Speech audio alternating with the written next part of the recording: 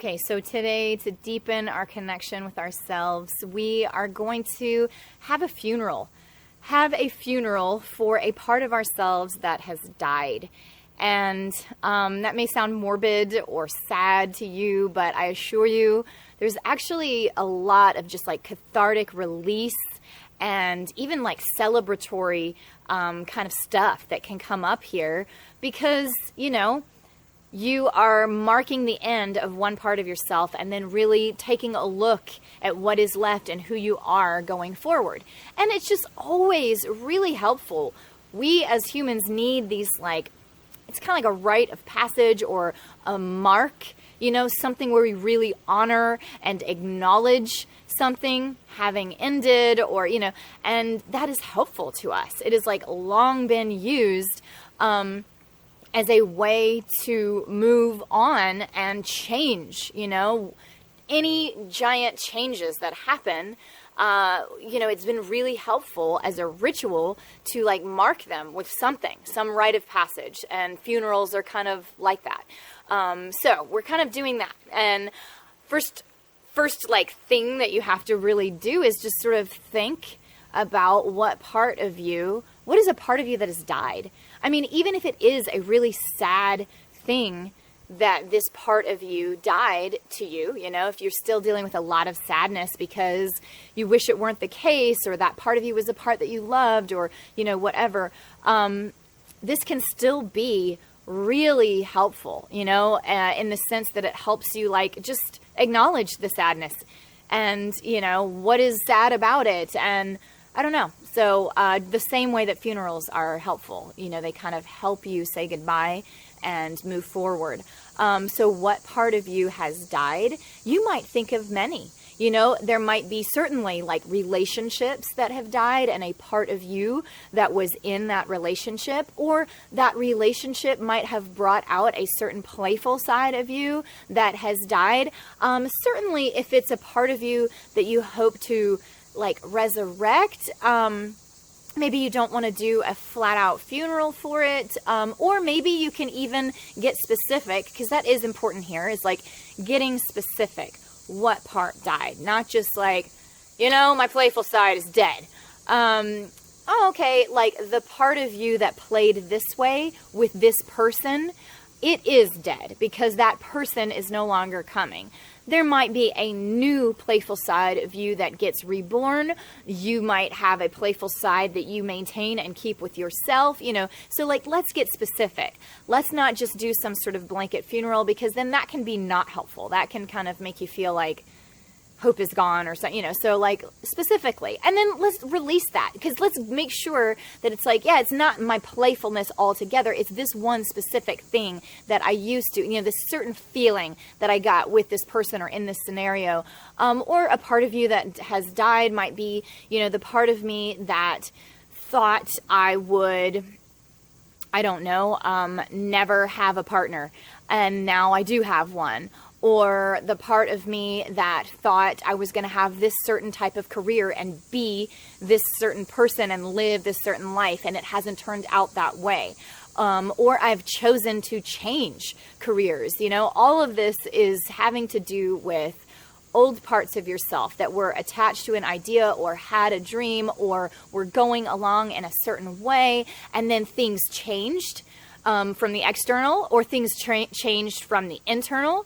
You decided differently. You didn't like it. It wasn't what you thought. Or, some other combination, it was about a misconception. Life showed you differently. You were oh, I think I had a different idea or a wrong idea about what partnership should be, or about what careers should be. And now that I've lived more life, it has shown me something else, and I need to change and have that part of me that's still clinging on to that die, and let it die, and say that it was beautiful. Say some words at the funeral. Because the point is, we're really doing a funeral. This is not just going to be an exercise of the mind, because it's too easy. It's too easy to just kind of quick think about this while you're listening to the video and then be yeah, I kind of did it. So, no, because it doesn't really sink in.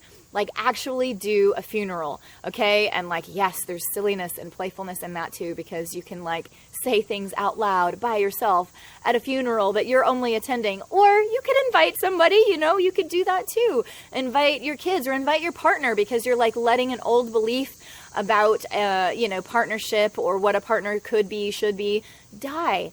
And so, doing that is important too. So really hold a funeral and really say the things that they might have said at a funeral, like, this was a very sweet part of myself, and I really enjoyed X, Y, and Z about it.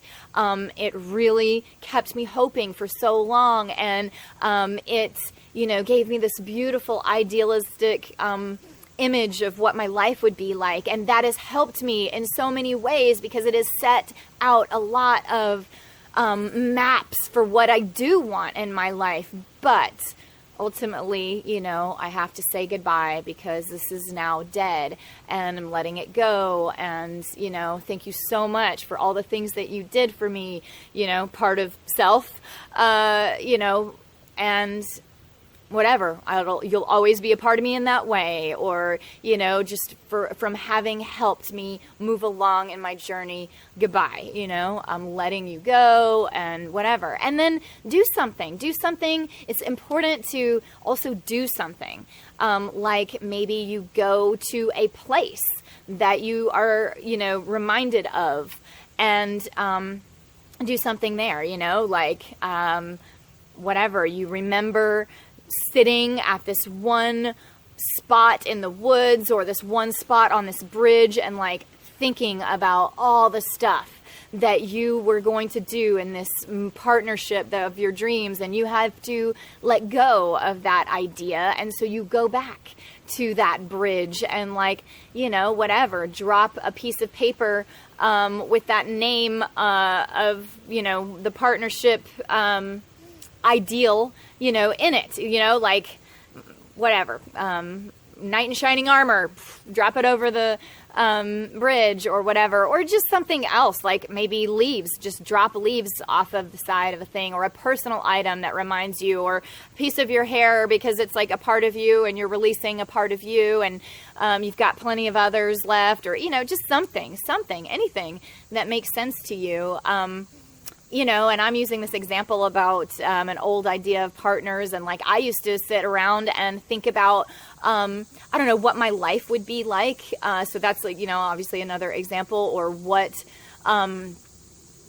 careers or things, what my life would hold. Like in my old bed at my mom's house when I lived there as a teenager. And so I might go back to that spot. And sit on that bed and release all these ideas that I had conjured about life that weren't quite gonna live. They weren't going to be able to live because they weren't quite accurate, and I am choosing to let them go and let them die. And so I might do something like that. But you're going to, all of it makes you think about it more, thinking about what is it that needs to die, all of the different things, and then what would I associate with it? What is the location that, I built a lot of this in? Or even if it's just like a moment, you're talking about a relationship has died and it was like a place that you guys had a special memory, or, something. Or maybe it was the place that you realized things had to change. Maybe it was like, oh my gosh, when I was sitting in my car having that phone call, I realized, I no longer wanted to be on this career path anymore.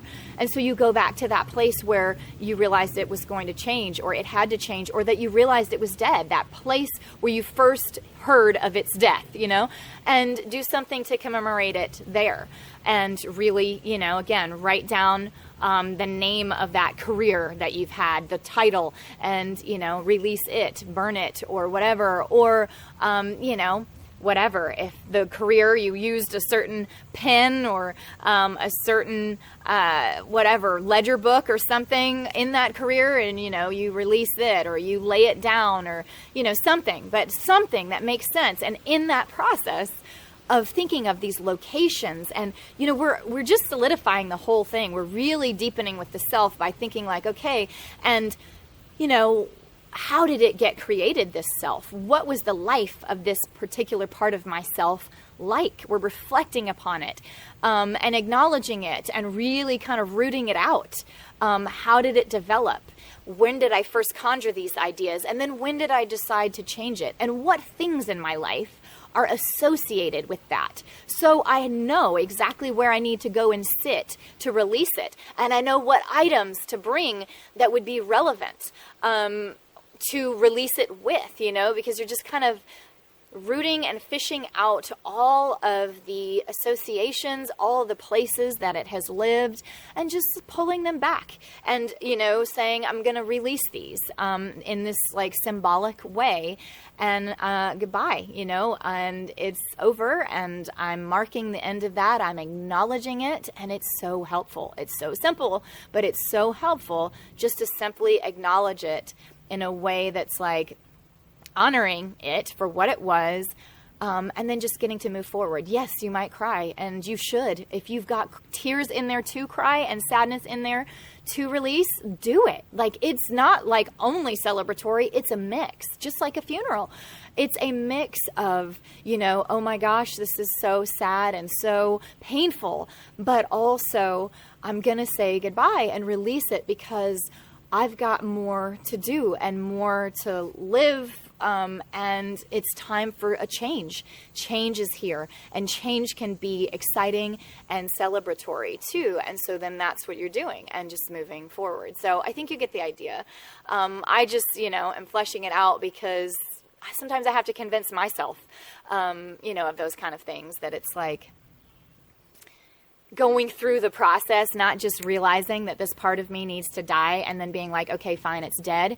That's not the end. Like, I probably need to do something a lot bigger to really put myself through the motions and acknowledge it in such a bigger way and really sort through all the things that would be the most relevant and metaphorical and whatever to get it at peace and laid to rest, and to really get it shifted and changed so that it is now dead, and I've acknowledged that it is, and it's okay with me that it is, and I've got new life forming and change happening. So see how you like it. See how it deepens your connection with yourself.